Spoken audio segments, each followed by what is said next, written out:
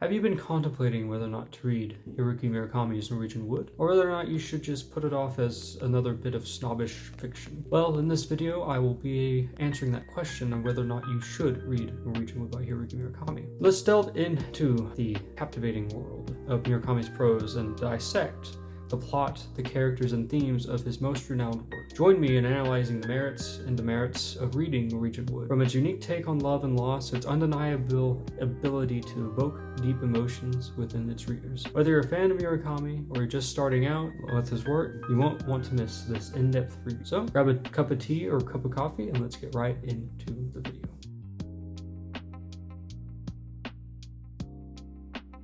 So recently, I just finished rereading Norwegian Wood, and I honestly found that parts of this story resonated with me a lot more than they did upon the first time I read it. And it was about a year ago, around June, is when I first started reading Norwegian Wood. And I was honestly surprised with how great of a story it was. Now, there were some aspects of the story that I didn't like, and I'll get into that later on in the video.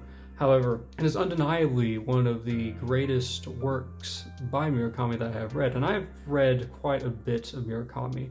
I was greatly influenced by his writing style and his world building.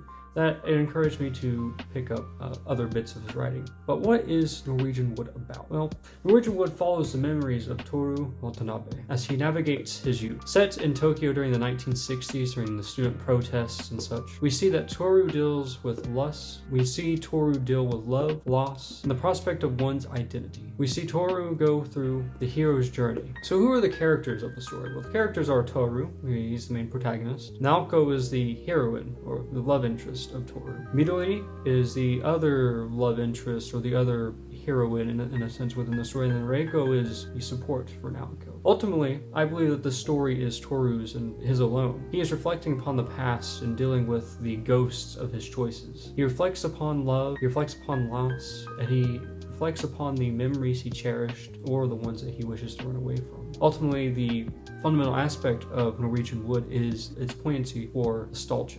Nostalgia is where I believe Murakami strikes the strongest with respect to Norwegian Wood, as he based some of the events of the book on his own love life, or his own life in general. As someone who was not born or alive in the 1960s or anything of the sort, I find that this book is beautifully nostalgic for a time that wasn't mine, and kind of gives you an insight as to the way that the world was in a bit of a fictional but realistic sense. The themes of Norwegian Wood are quite indelible. Murakami deals with themes of love, of loss, of memory, mental health, and suicide. All the characters in the story deal with some sort of demon, whether it's Toru dealing with the suicide of his best friend, or Naoko dealing with the brokenness within.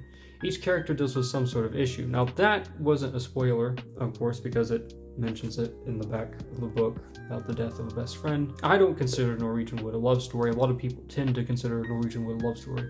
In my opinion, it is a nostalgic, heart-searching journey of youth. As Toru navigates his unrequited love and the loss of his best friend, and ultimately deals with the mental health of himself and those around him, we see him in clearer terms as each chapter progresses. We get to see how he develops, how he grows, how he deals with everyday life in a profound and a relatable way. And this is why I argue that this is one of Murakami's greater realistic portrayals of characters. Now, if you've read Kafka on the Shore, or you've read Wind or Pinball, or even The Wild Sheep Chase, you can kind of see that Murakami's character development is, well, it can seem sometimes a bit one-sided, one-dimensional. However, within Norwegian Wood, Murakami develops the characters in such an organic way, it's almost uneasy knowing how well the characters develop. Continuing on, Toru, as an older man, is reflecting upon and remembering the events of his youth that shaped him. These events, almost fate-like, bound themselves to him and carved him into a human character. Most of the people tend to like Toru as a character, and I'll admit that I wasn't a big fan of him when I first read the novel. In fact, I wasn't really a big fan of most of the characters when I first read the novel, because as someone with a bit of a more rational personality type, the emotional aspect didn't make much sense to me. I couldn't relate to it. But rereading the novel, I started to realize that the emotional aspect made more sense. I can understand why certain characters responded and acted the way that they did, why they came to certain conclusions mentally and emotionally. by rereading it. And this is why rereading is such an important aspect of being a reader, because there are some themes, some ideas, some nuances that you don't necessarily detect upon your first read. So rereading is a great practice to include in any sort of reading. I realized this when I was rereading it. I realized that I disliked them because they were imperfect characters, and ultimately I, like everyone else, a human, and we make mistakes, I make mistakes, I have emotions, I am autonomous, and while reading the story, I ultimately projected my own thoughts and feelings onto the protagonist and to the characters around them, thinking that, oh, this is the way that I would deal with this. But ultimately, that's not the way that most people would deal with certain situations. And realistically speaking, if I was put in some situations that Toru or Naoko were put into, would I have reacted any differently from the way that they did? I can't necessarily say that I would. I don't know how I would act. And ultimately, that was the wrong thing for me to do. Rather, I think that the question that we should ask ourselves when we read is, what would I have truly done in the situation? I suppose we all would act irrationally, which is why I appreciate the characters more than I did before. They are broken. They are bound by fate and by duty, yet they still attempt to navigate the world around them. They make mistakes, and sometimes they don't. The ethos of this can be seen, or really more so felt, by the writing. Now, the writing of Norwegian Wood is arguably one of the greatest aspects of this novel. In fact, I would say I would strictly reread it just to read some of the prose. Murakami's strongest aspect with respect to him as an author, the strongest characteristic he has, is his writing. His prose is simplistic yet incisive. Now, some of my favorite quotes from this novel made me fall in love with Murakami. These are the lines that penetrated the depth of my heart and of my mind as a reader. What happens when people open their hearts? They get better. If you only read the books that everyone else is reading, you can only think what everyone else is thinking. I was always hungry for love. Just once. I wanted to know what it was like to get my fill of it. To be fed so much love, I couldn't take any more. Just once. Like I said earlier, Murakami has a simplistic and incisive style.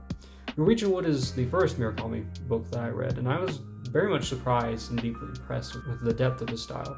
His prose is easily digestible, and it flows very easily.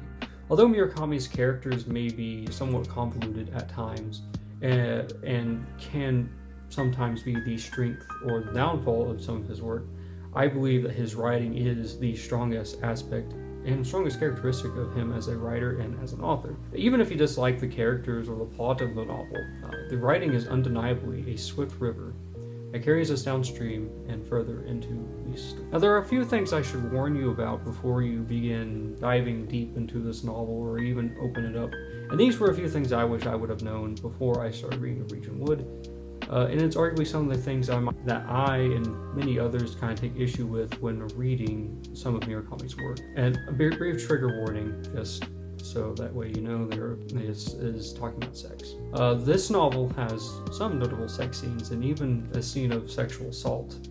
Murakami's novels usually have sex scenes, and most Japanese literature, from what I've read, tends to have sex. It's not necessarily taboo like it is in the West. Sex is, like most things, a part of life, so is death, and there's a bit more of the Japanese ethos, the way of the Bushido, that plays a role into that being a theme in Japanese literature. However, some of these sex scenes are very poorly written from both a female and a male perspective. It seems to be very male-oriented. Now, I'm not someone who's really big on sex scenes. That's not personally something that I find a lot of interest in. However, I know that there are people who find it a bit one-sided when they read it, and I even felt this way myself, though it's just not something that I personally enjoy reading. Another aspect of this is the sexual assault that happens is by far the most controversial aspect of this novel. I don't think it should have been at all involved. I think that sexual assault in stories is completely unnecessary unless there is a plot-driven reason for it to be there. But even then, I don't think it's necessary for this novel. And it's part of the reason why people think that Murakami is a bit of a sexist author, or people who think that Murakami doesn't really know how to write good sex scenes. A lot of people also think that this scene was just completely unnecessary, and I tend to fall into that camp. There is only one sex scene throughout the entire novel that I believe was necessary, and I think that really should have been the only one involved, but I can kind of understand why some of the other ones were involved. I just wanted to bring out this warning because I felt that it was appropriate for those of you who may be younger, or those of you who may be sensitive to those kinds of issues, to be aware that this novel does hold some of those, and it's just something to be aware of. Now, let's answer the question, should you read? I believe ultimately that you should read Norwegian Wood. Whether you're new to Murakami, or you want to start reading Japanese literature, or you just want a nostalgic story of an age that has passed, I believe this novel is a great introduction into contemporary Japanese literature.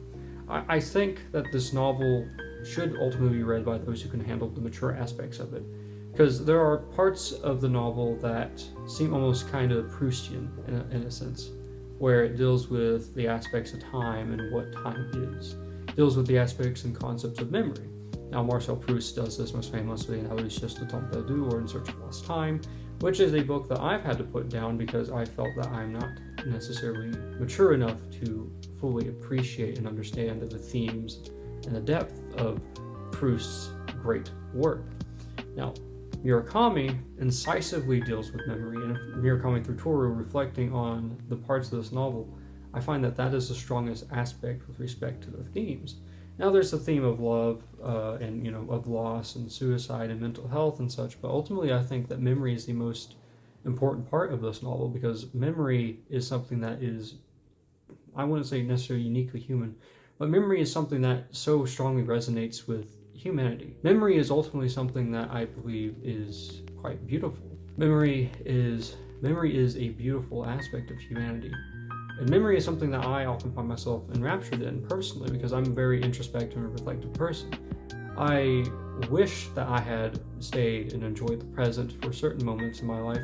However, I believe that's something that I believe Norwegian Wood and other aspects of life, whether it be through my parents or through my friends, I've begun to stop being so reflective whenever I'm trying to enjoy the moment. Because ultimately, what's important with respect to life is that you enjoy the moment, because those memories will only become other memories. And at the end of our lives, we don't want to be stuck reflecting on everything. We want to be able to enjoy the present and enjoy the memories that we had. Norwegian Wood is a novel that has captured my imagination and captured my heart. It was a first dive into contemporary fiction, and it has led me to fall in love with Murakami's prose. Like millions of other readers, Norwegian Wood is a novel that endlessly transforms and transfixes itself upon the imagination and the pathos of life. Throughout the story, we learn of love, of loss, of memory, and nostalgic beauty of an age only dreamt of. If you enjoyed this video and would like to see more content like this, be sure to subscribe and click on the other video. That'll be right up there. What did you guys think of Norwegian Wood? Did you enjoy it? Did you find it controversial? Did you just stop reading it? Is it one of your favorite Murakami novels? I'd be very much interested to see and read what you have in the comments below. Anyway, thank you guys for watching, and I hope you guys have a great day. Remember to always read deeply and to enjoy the present.